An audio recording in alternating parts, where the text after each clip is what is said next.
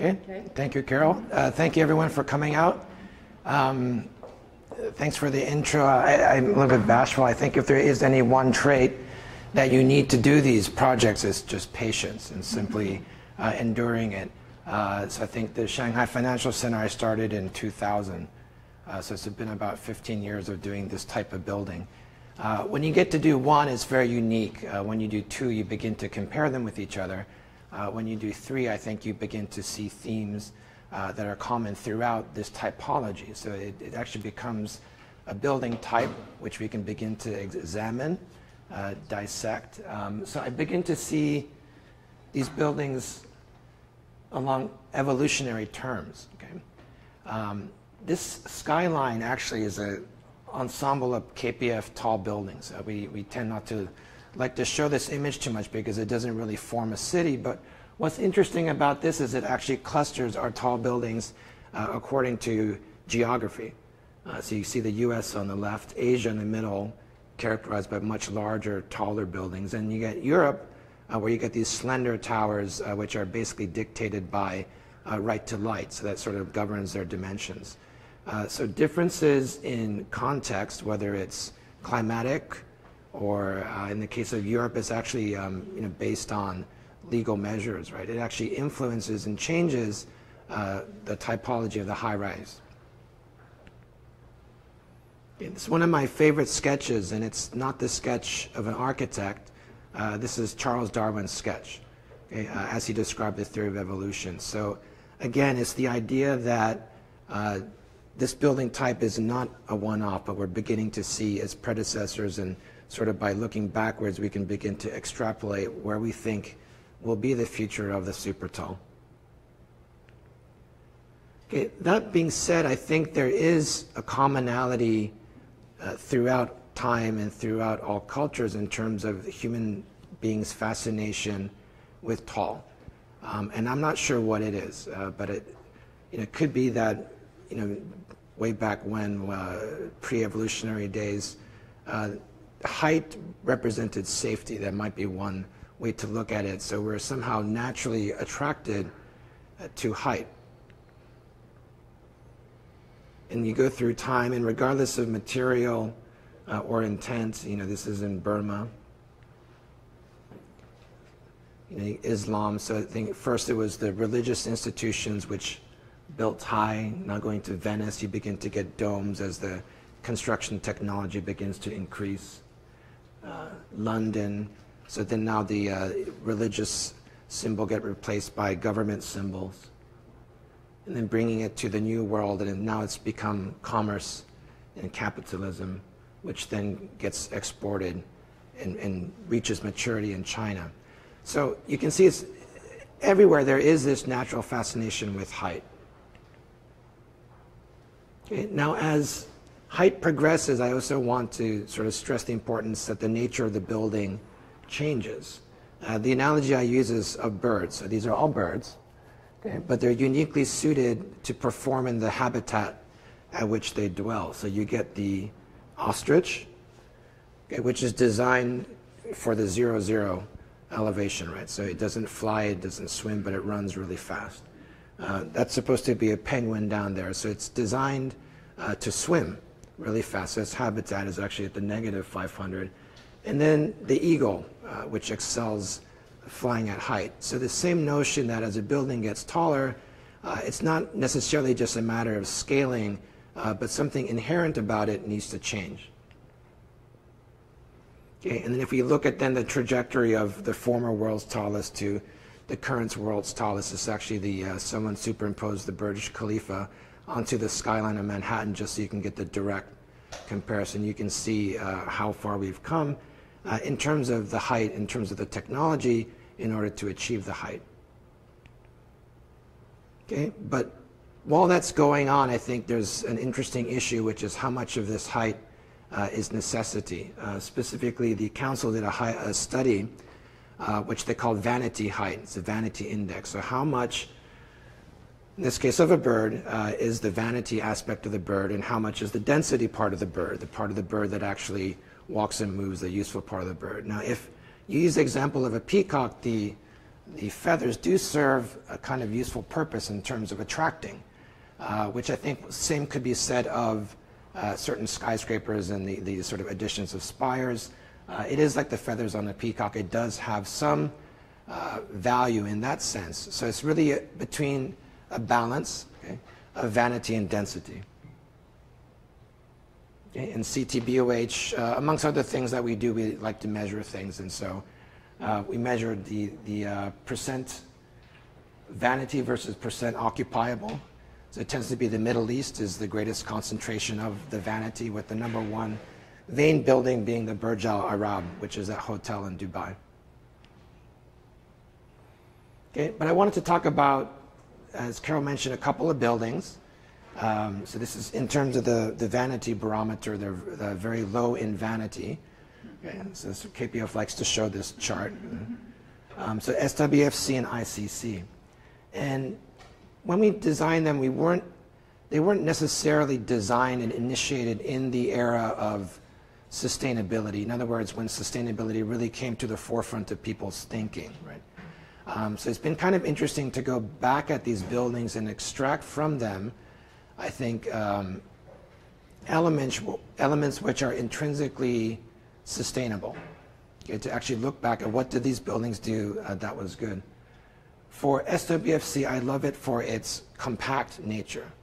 Okay, so it's a very, very dense building in that respect. It's as if everything that's not needed is simply stripped away from the building. ICC is great in the way that it's connected. It connects back to the city. It connects to other tall towers, and I'll show you how it does that. So compact and connected. Okay, so when we started Shanghai Financial Center, and this was initially even before I came to KPF, so Bill Pedersen and others started the design. This was Shanghai at the time that the design was conceived. There was nothing there except the Pearl TV tower as a reference. So when we talk about designing to the site, there wasn't that much context to latch onto except for that landmark tower. So the idea then became to take this tall building and focus it and orientate it towards the other landmark. And if the Pearl TV tower had the spheres, the positive sphere, then the Shanghai Financial Center would have the void. So then the void and the sphere talking to each other across this urban distance then created a kind of anchor, which then the other buildings would spin around. In the aperture, and you can see the model as Carol pointed out, it was also intended to relieve the wind load at the top of the building. So once you go to this height, it's not the seismic force that governs, it's the wind load that governs. And so doing what you can to improve the aerodynamic performance of these buildings greatly improves the structural efficiency, it improves the cost, it reduces the amount of material that it takes to build one of these buildings. So aerodynamic shaping then becomes a very important theme for the Supertall. I personally like this design because it did have this wonderful kind of civic or cosmic aspect to it. I always thought of it kind of like the inversion of the Pantheon in Rome. So you could sort of imagine this object as a giant sundial that you would see the sort of circular disk of the sun sort of sweep its way across the city as the day progressed. Okay, but the Chinese then began to see this design as representing something very different. Okay, the developer was Japanese, okay, and given China's history with Japan in World War II, sooner rather than later, the public actually began to speak out against this design. Interestingly, it was the internet that facilitated this. So a lot of the sort of common folk, the younger generation, actually voiced their concerns over the design. It got to the point where it was no longer politically acceptable to build the circle. So we had to look at other alternatives. Okay. One of the young architects in our office made this drawing. It used to spin. But it's done kind of as a joke, but this was actually done in, I think we did this in about 2006. And that's when the wind turbine in the tall building was vogue, right? People were trying to put gigantic wind turbines in buildings as a way of making it feel or look green. But I think when you actually look at the wind turbine and you think about all the energy that it takes to create that wind turbine and put it up into the building itself. You look at the whole energy cycle, you know, from the raw material, refining it, manufacturing, transportation, the workers, and that entire cycle, does that actually you know, save you energy at the end of the day? So this embodied energy now is what we're talking about. So I think now when we're doing energy calculations, it's not just the operational energy, but the embodied energy, which needs to be considered. Okay, so this, rather than adding things to design, it becomes about taking things away from design, okay, to reduce material, to reduce stuff that you don't need, so that the building becomes more inherently sustainable. So that's what I mean by more compact. Okay.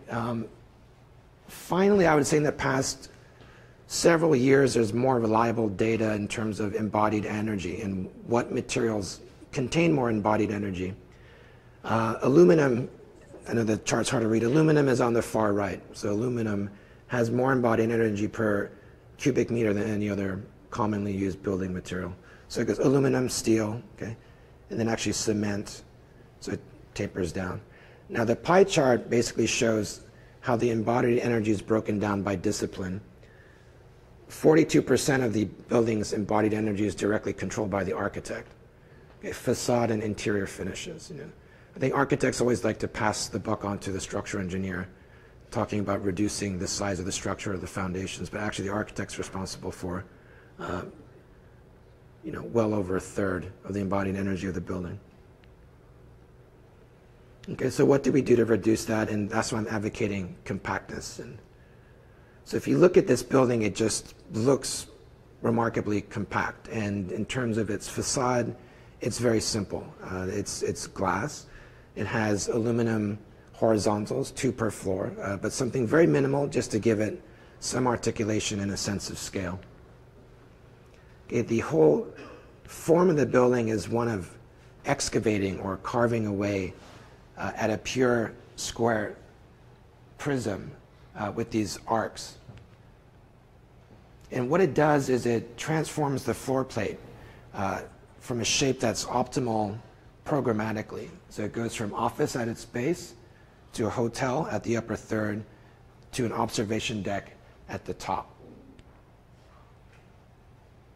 Okay, so the building transforms so you're never providing more space than you actually need. So the space is optimized for its internal function, and yet within that you get this great diversity of the vertical habitat occupying this infrastructure.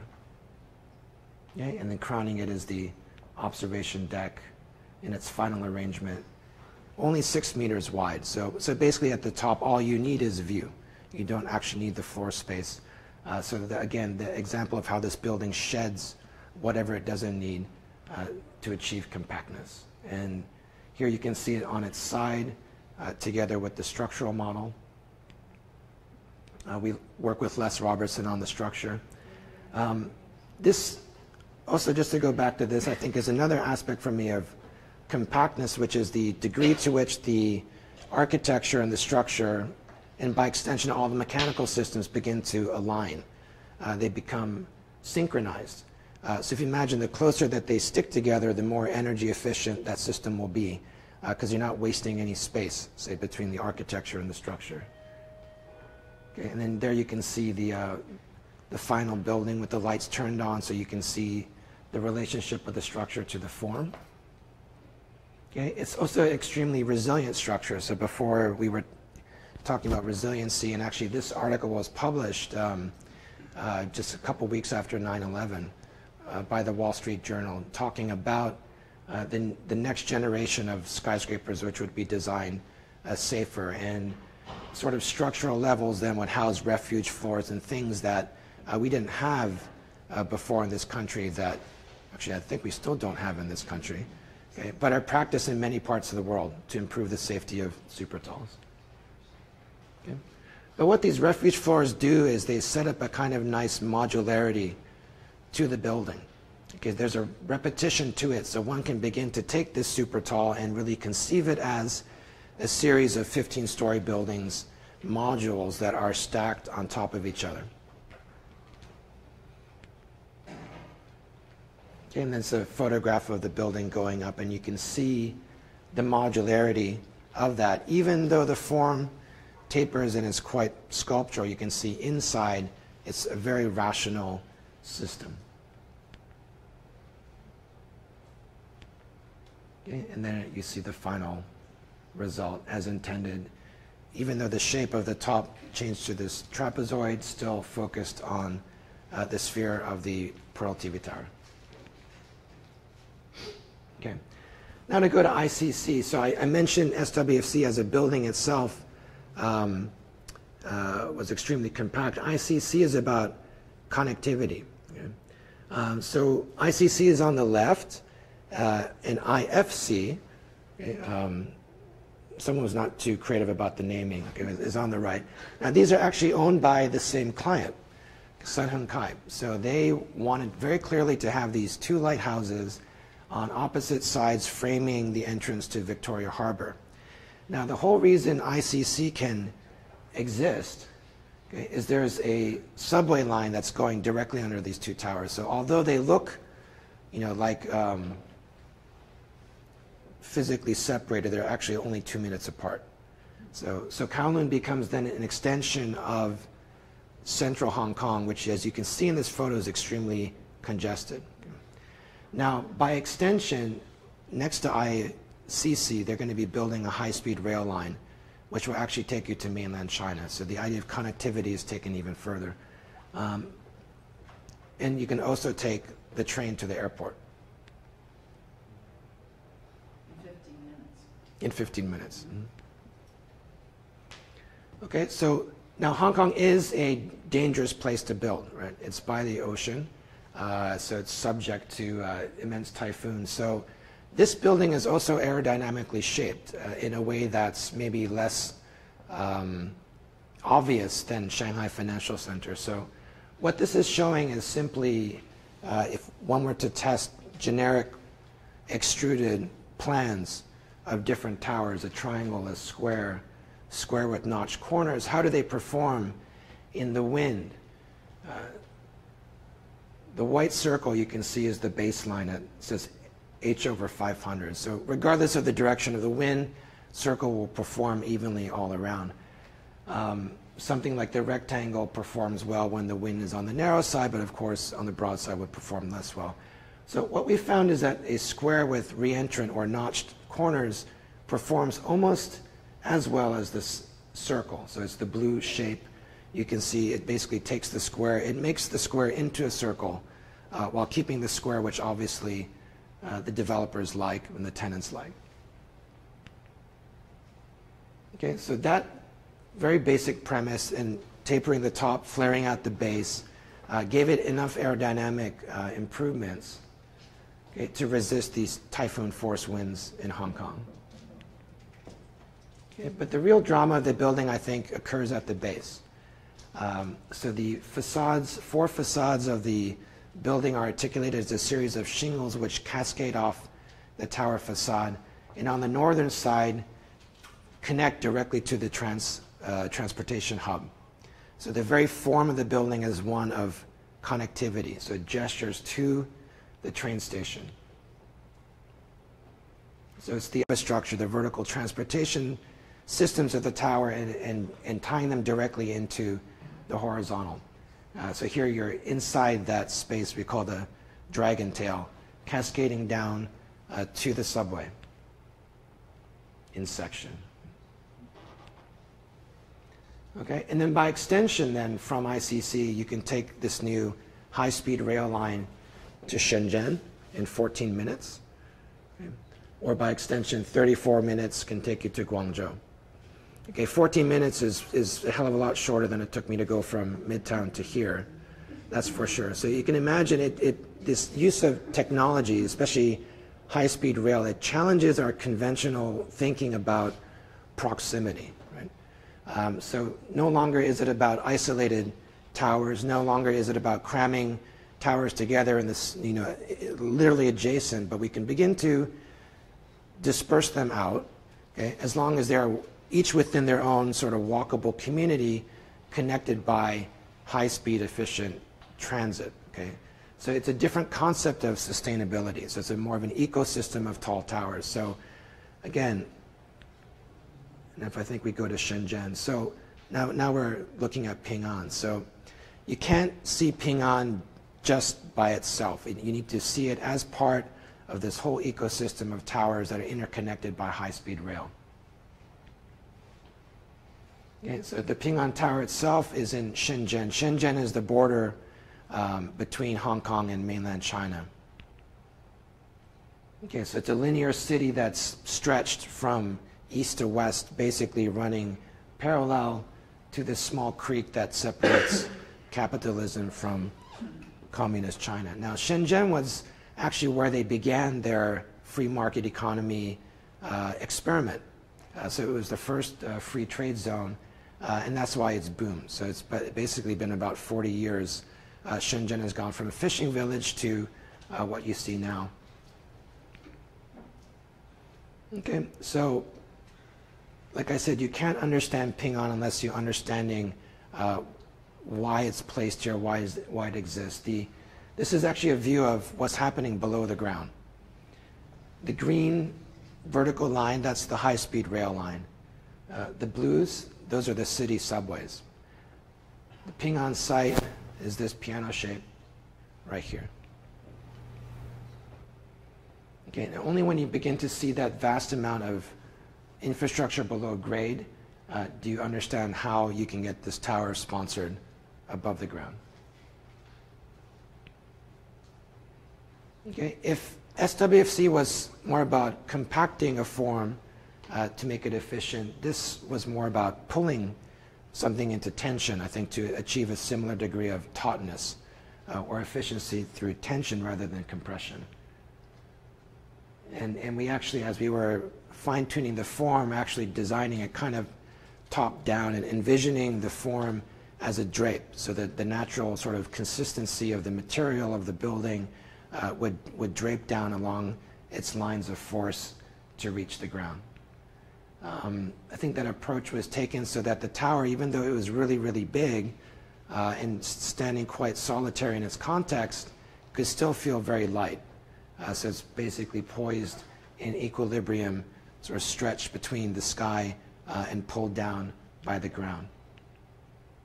Okay, and then that story begins to be expressed at the base, where we introduce stone and these sort of big anchors as if to ground the tower from the upwards pull. Okay, and then the facade, which is clad in stainless steel, so it's sort of the material that expresses this ductility. Okay, and then a recent photo then of the tower.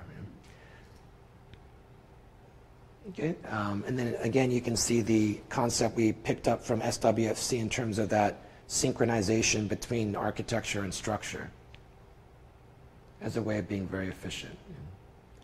Because I think the Chinese sort of intuitively through their history have this understanding of energy sort of underlying constant behind physical matter. And then how does one sort of use and conserve their energy is kind of actually part of Chinese, especially what I showed that Kung Fu image, right? If you study, if you watch Kung Fu movies, you need to study it. Like, it's all about the qi energy. And this particular one is the pushing and the pulling. So they're not actually fighting, but you're sort of deflecting someone's energy and redirecting it.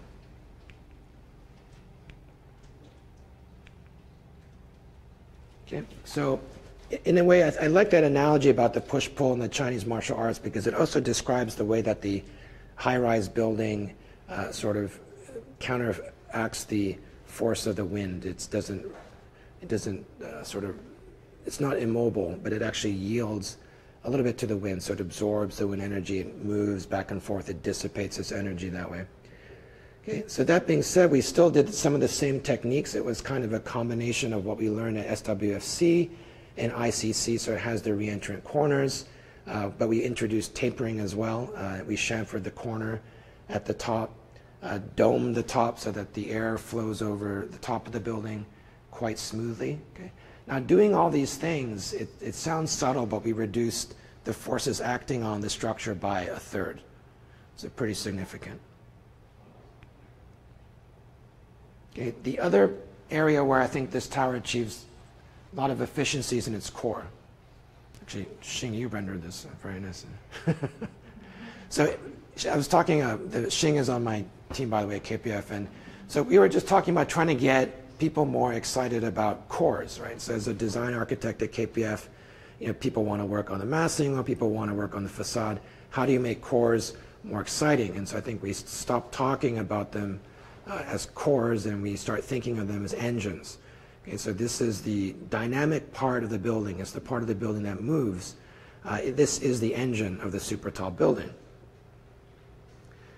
Okay. Now the Supertall, and I was talking earlier about sustainability, we can't really say this building on its own is a sustainable building. Okay.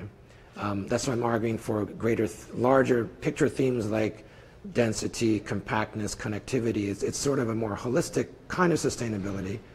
Okay. But sustainability is like a Toyota Prius. Okay. It's like a 10-story building in Europe. Okay. When you get super tall, you're thinking more in terms of performance. Okay, it's going to take more gas, but you're still trying to extract as much power from it, and you're trying to minimize its energy at the same time. So it's not going to be a Prius, okay, but at the same time, it should be as energy responsible as it can be. Okay, and I like Audis, so I use the Audi comparison. So this is the same A6, but it's just the next generation model. And you can see with this A6, they actually went up in power. So it went from 230 horsepower to 309. Okay?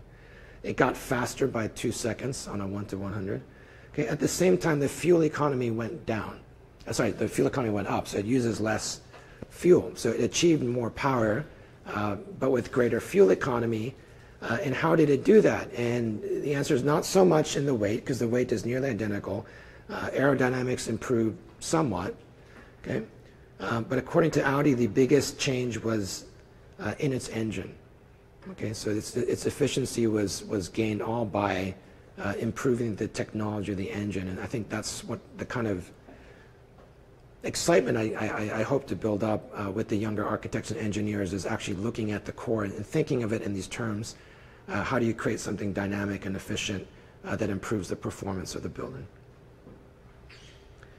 You have to make sure that the engine fits inside the car, right? So one trick that I've learned is as we're shaping the form of the building, you have to be shaping the core in parallel.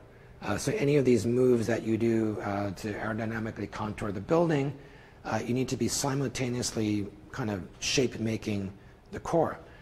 So here the building transforms from a square floor plate to an octagonal floor plate at its upper fifth, okay?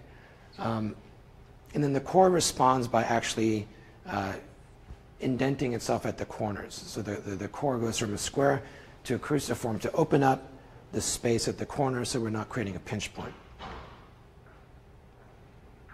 Okay, so here's the square core, okay? Feel free to ask me questions later if you're interested in the elevator, but it's all double-deck elevators, so double-deck shuttle, double-deck locals, double sky lobbies, so kind of double. Everything is the easy way to remember it. 8 mega columns, which is becoming quite a standard and tried and true structural system for these kinds of buildings.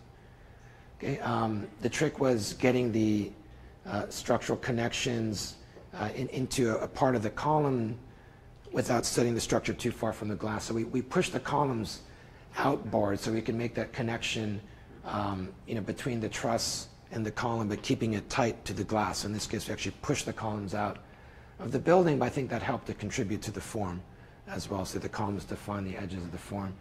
Here's the top of the floor plate. You can see the idea of the cruciform core at this point, notching out the corner, so we get these really nice sort of lobes of space at the diagonals, which incidentally where the better views are out of the tower.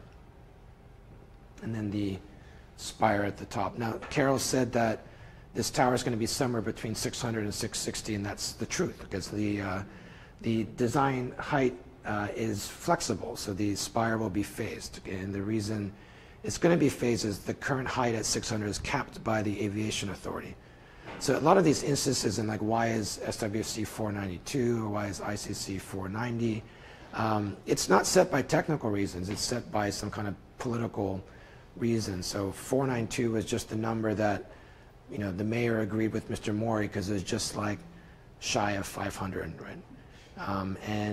But still a little bit taller than, I guess, Taipei 101, right? And I think ICC was the height to make sure it wouldn't go above Victoria Peak in Hong Kong. And then this one is because of the aviation limit. Okay.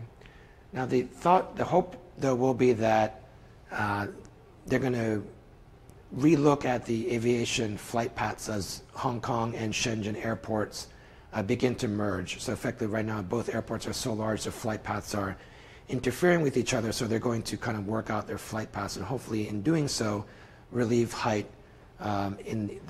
height cap in the downtown. Okay, but anyway, so all the talk about the spire and the vanity aside, the whole premise of this was to lift people up to the top of the building. This is actually the observation deck where the building swells out. You get bay windows between each of those stainless steel columns. We can actually, get out glass floor, that kind of thing. Okay. So why is all this important? And I think, one milestone that we hit as a civilization in 2008 is that we were officially an urban planet. Of course, we had the financial crisis at the time, so I think this news was quite understated. But we're dealing with issues of sprawl, right? So when they say urban planet or the 50% urban, actually, they count this as being urban, even though from our perspective as New Yorkers, this is not really urban, this is suburban sprawl. So a lot of what we live in is this is Los Angeles, of course, and you can just look at the city and you can see the vast amount of material that's just put into the road, right? So probably the road to house ratio is 50-50, right, optimistically, and you think about all the cars and everything that needs to go on this. So this is why cities consume 75% of our energy, and obviously I think if we keep doing this, it's unsustainable, right? Now, people in California or even people in New York are accustomed to a certain lifestyle, but thinking in terms of equity, if we were to, want that same quality of life for every human being on the planet, we couldn't afford to do so in energy terms. If we continue what we're doing. I showed this slide when I started off as chairman of CTBUH. I compare this to my own recent experience with smoking. I was a heavy smoker for 20 years. Okay, and with smoking, you bargain for time.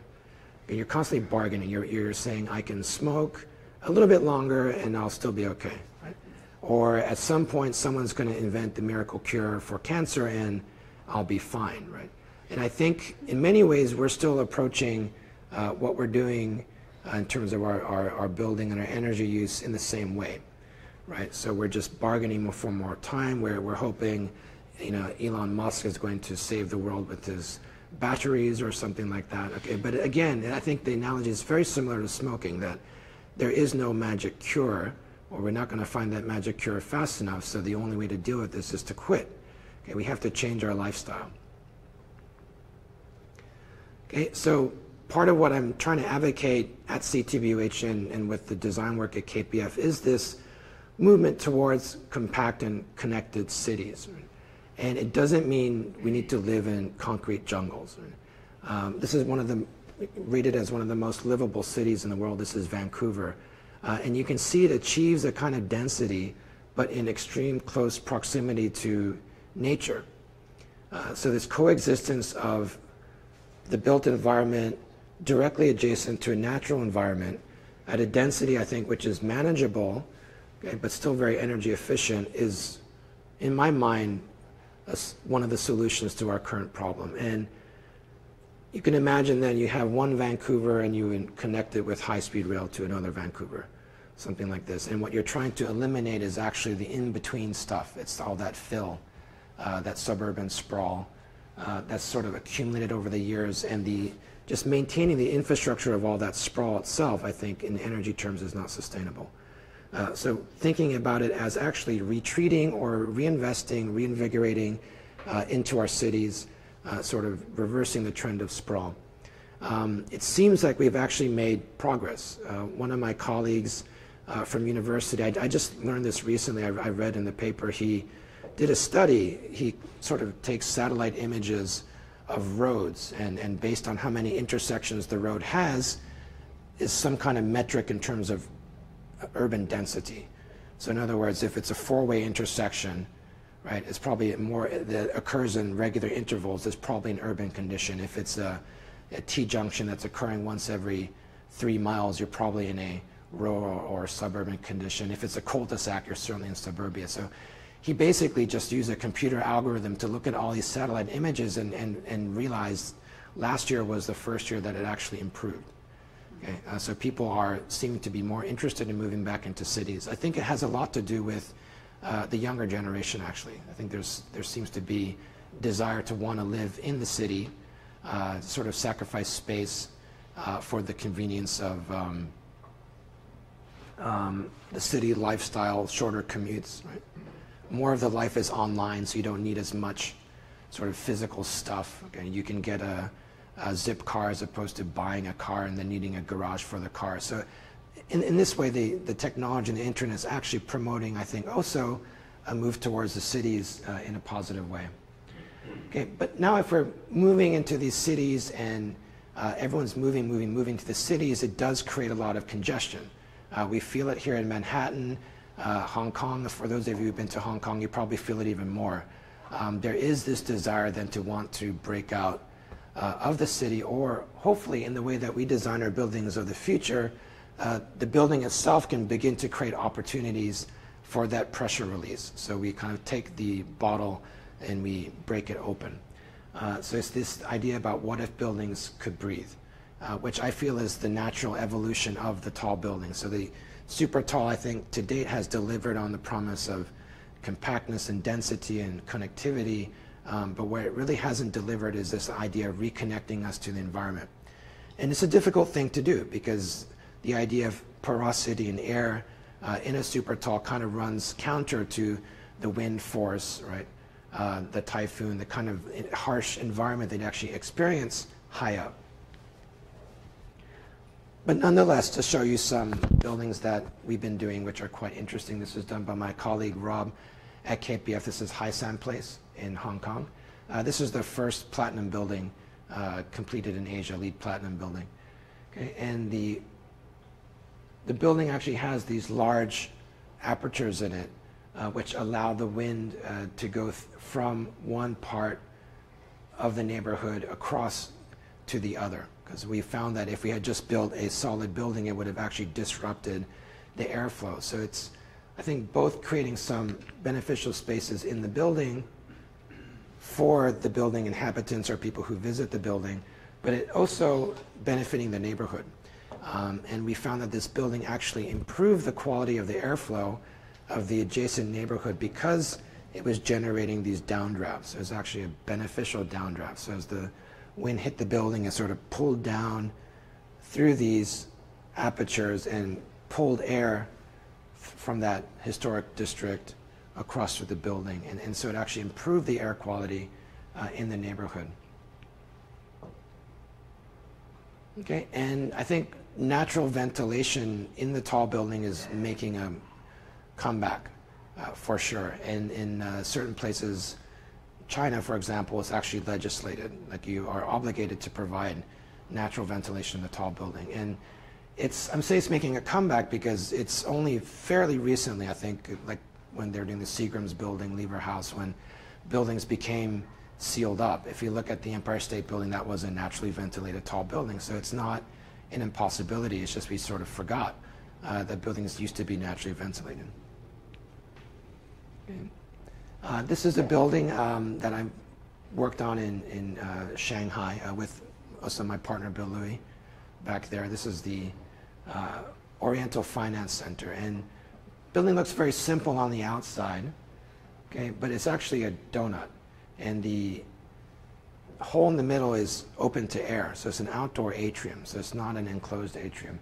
The lobby is lifted off of the ground so that we can actually get air in from the bottom, and it blows out the top of the building. As the elevators line the donut, the courtyard opening, and as they drop off, it begins to let in light and air at the upper levels. Okay, so ideally the building works like this. And this is a constructed view of that space. Right?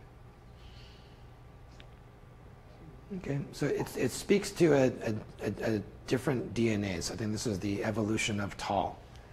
Okay, so something that delivers on the compactness and the connectivity, but then begins to breathe. And again, I think it's nothing necessarily new. I think people have been thinking about it for a long time. Recently, I've become really interested in the Japanese metabolists. So these are images dreamed up in the 60s. When Japan was dealing with these issues that I guess China is dealing with right now, or many parts of the world, India and Indonesia are dealing with this. How do you provide housing very, very quickly for a rapidly urbanizing population? So ideas of modular construction, the idea of vertical habitats, the idea of embracing tall as a means of living, right? New York, Carol's sort of leading this research, is sort of undergoing this wave of sort of, this fascination again with residential tall. And I would say up until as recently as, a few years ago, most of the innovative work in high-rise and Supertall was being done in office buildings or mixed-use buildings. But these days, a lot of the most exciting projects are pure residential buildings. And so I think the idea of embracing vertical habitat again, the idea of wanting to live up and high as a solution for sprawl, is central to what we are designing and studying today. We've been looking at this issue for quite some time. Two of my mentors recently passed away, but these were, I think, great contributors to our thinking about urbanism and particularly, how to bring sort of social harmony and green, back into the city in a dense environment. It's Mr. Mori on the left, so he was our client for Shanghai Financial Center, and Paul Katz, our partner, who worked on all three of the buildings that I've talked about tonight. And this was the last project we worked on with Mr. Mori, and it wasn't a real project. It was kind of a real project, but it was more just to have fun, because he wanted to be entertained sometimes. So he asked us to do an 800-meter tower in Tokyo, right? If you did an 800-meter tower in the middle of Tokyo, how would you do it? And at the time, they were having a metabolist exhibition at Roppongi Hills. Like, he had a museum, and so he was exhibiting this stuff. So it was really on his mind. So he said, can you sort of take the metabolist sort of spirit and come up with something? And working with Bill and Paul and others, we came up with this concept. So it's, using that idea of modularity, but I think in this case, each of those modules represents a 200-meter building, right? I think that's about right, yeah, 200 or 100-meter building. Stacked on top of each other, but they begin to slip and slide so that the building itself becomes porous. Okay, again, to let the air flow both from an aerodynamic point of view, but also to create opportunities for gardens and stuff even at this height. Okay, and it very sort of organically feels like it pulls out of the city and kind of assembles its way up. Okay. So with that in mind, we were approached by NHK, which is the Japanese national broadcasting company, to do a proposal that would be twice the height of the thing I just showed you. So they wanted us to design a mile high. And they wanted to film the whole creative process behind it. The whole premise was that, well, we wouldn't really support, we meaning KPF, wouldn't support doing a mile high for the sake of doing a mile high, because that would kind of be perceived as vanity. So we needed to create a story that supported the rationale why this mile high tower needed to exist. Now, NHK wanted this mile high as part of a documentary series of what life would be like in the year 2045. So we had the future to contend with, so we sort of created a story behind the tower, okay, one of climate change, one of more Hurricane Katrina type events. Okay, so the cities are having to invest in resilient infrastructure. Okay, this is sort of based on study. This was done by Kenzo Tange. It's actually during the metabolist era in the 1960s as a solution to Tokyo's problem. He actually proposed building out across Tokyo Bay. So we always remember this as such a compelling image. But then thinking about it in resiliency terms, right? If there were to be a Sandy type event, a storm surge or another tsunami or something that came into Tokyo Bay, one would imagine the devastation. Okay? One also doesn't want to build, a 20-meter seawall lining the entirety of Tokyo Bay, because then that begins to cut the city off from the water, which unfortunately is what they are doing in a lot of these Japanese coastal towns, is actually rebuilding these seawalls that they used to have. They're just building them a little bit taller than the ones that had toppled over a few years ago. Okay, so the idea was to build it something across the narrowest point of the Tokyo Bay, which incidentally is where they already have an existing underground tunnel for cars. And the idea would be to piggyback high-speed rail.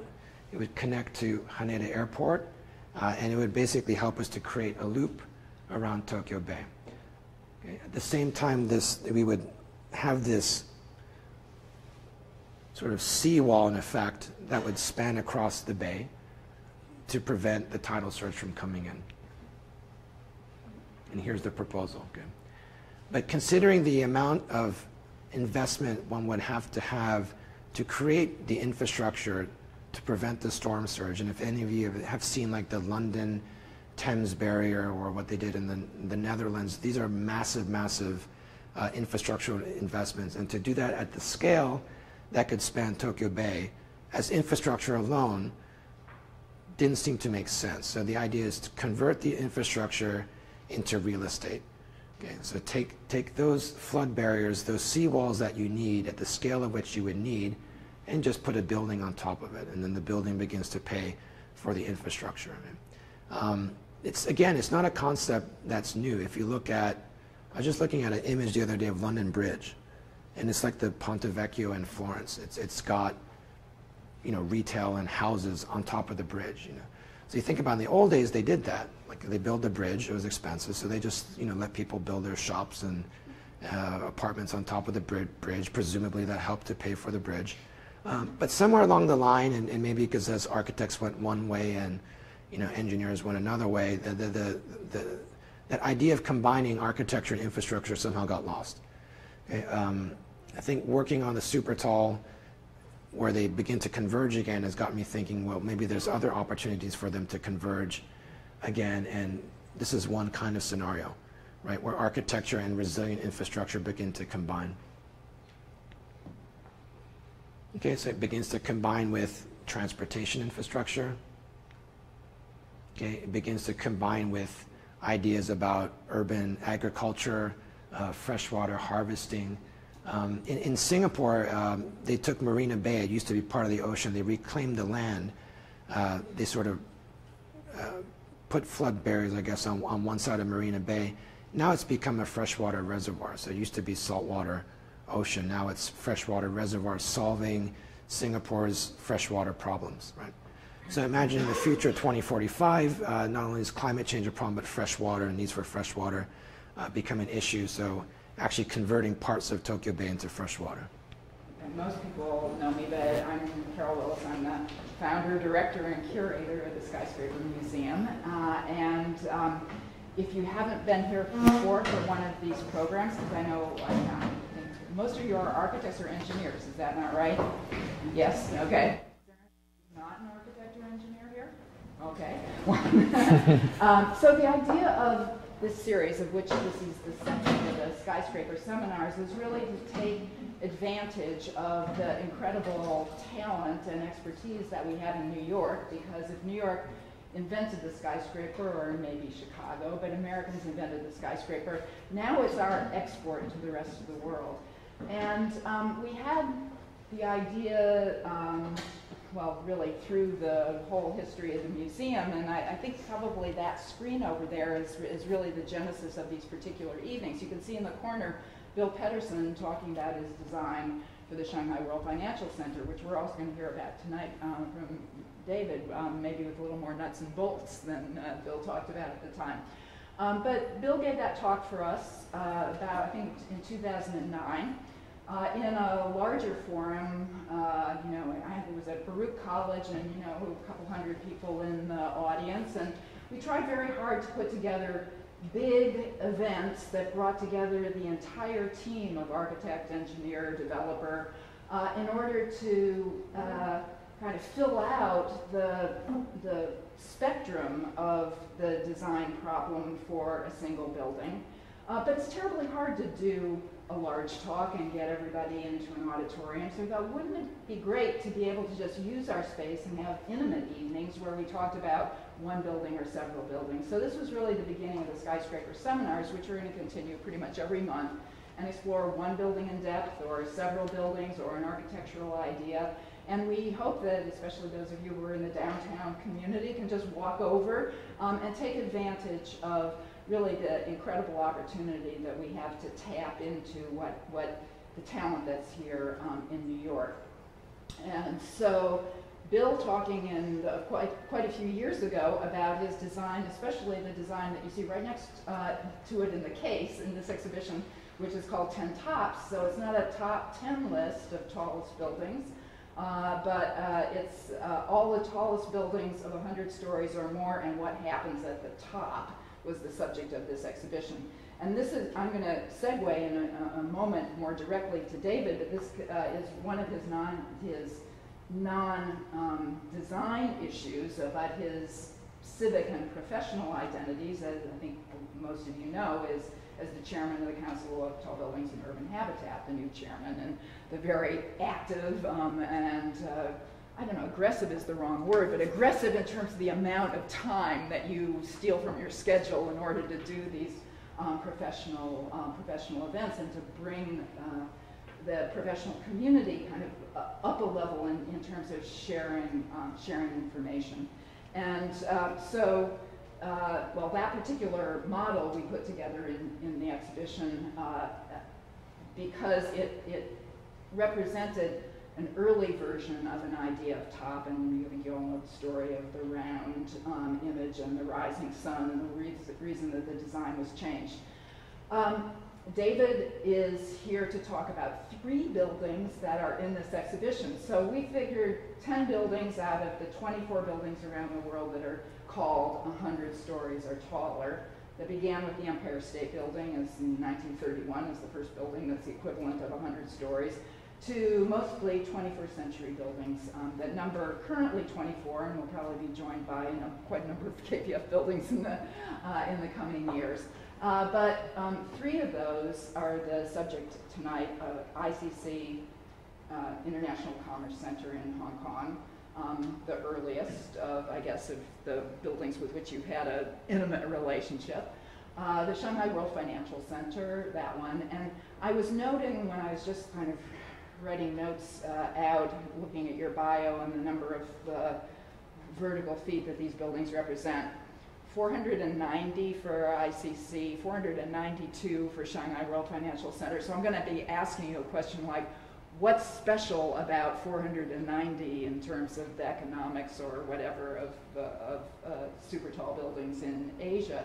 And then the one that surpasses that by a lot, right over there, the architectural model and the wind tunnel model of the Ping An Tower in Shenzhen, which has just topped out in its structural top out, and is teetering somewhere between 600 and 660 meters tall. So quite another building on top of the previous examples on which he's worked. So I think most of you know David. I don't have to give a whole long bio, but I think everybody recognizes that at his extraordinarily young age, he has accomplished an enormous amount, and that's because of the hard work, the dedication, and the intelligence that he brings to what he does. So I think we're going to get that today in a presentation that he prepared that revolves around an idea that you'll see here, reshaping the vertical habitat. but will give us some of the, I think, the nuts and bolts of these buildings as well, which is part of the impulse of this series.